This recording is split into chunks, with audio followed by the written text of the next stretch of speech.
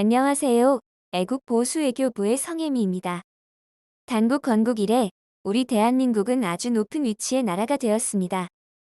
하지만 우리나라가 이렇게 발전을 한 것은 전부 다 우리나라의 50대와 60대 나아가서 70대, 80대 어르신들이 우리나라를 세워줬기 때문인데요.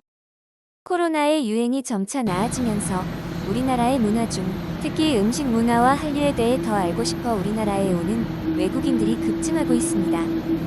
특히 중국과 일본의 사람들이 우리나라를 적극적으로 오고 있는데요. 이로 인해 우리나라의 무역 수지는 역사상 가장 높은 수준이 되고 있습니다.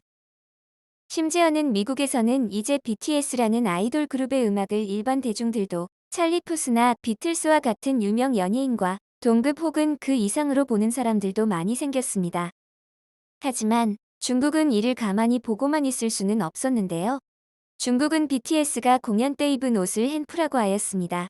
그리고 헨프를 한국인들이 한복이라고 잘못 명칭한다. 라고 웨이보의 사람들이 많은 불만이 섞인 댓글을 남겼는데요.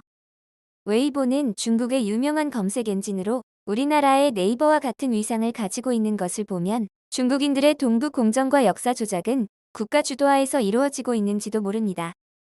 심지어는 우리나라의 갈비를 중국의 갈비라고 하며 아예 메뉴판에 차이니즈 리브즈라고 명명하는 사례도 늘어났는데요.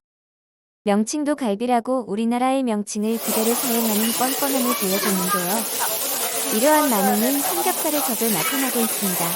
바로 중국의 미디어가 한국의 삼겹살을 중국의 전함라고 부르며 한국의 요리법을 그대로 따라하기 시작했습니다. 중국의 아이들은 이런 중국의 미디어 교육을 어릴 때부터 받으므로 한국의 모든 것이 중국 것이라고 자칫 오해를 할 수 있는 상황까지 일어나고 있습니다. 중국의 욕심은 만리장성을 보면 알 수 있는데요. 만리이기 때문에 나온 이름이지요. 하지만 중국은 아직 욕심이 많습니다. 중국은 만리장성을 더 길게 중건하고 있는 상황입니다. 만리장성에 있는 불쌍한 중국인들은 그런 사실도 모르고 나중에는 중국의 미디어의 선동을 당해 늘어난 길이마저 만리장성의 원래 길이었다고 역사 교육을 받게 될 것입니다. 일본은요? 일본은 또 어떨까요? 일본은 아직도 독도를 다케시마라고 부릅니다. 일본도 역사를 아이들을 교육할 때부터 조작합니다. 아이들은 자신의 성적인 매력으로 남자를 유혹하는 법을 어린 나이에 배우게 됩니다.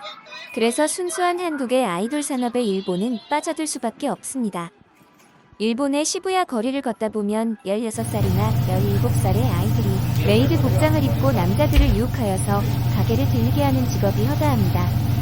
또 일본은 중국같이 우리나라의 삼겹살을 부타니꾸라고 부르며 거리에서 팔고 있습니다. 이럴 때일수록 우리 애국보수들이 일어나야 합니다. 모두 중국과 일본의 물건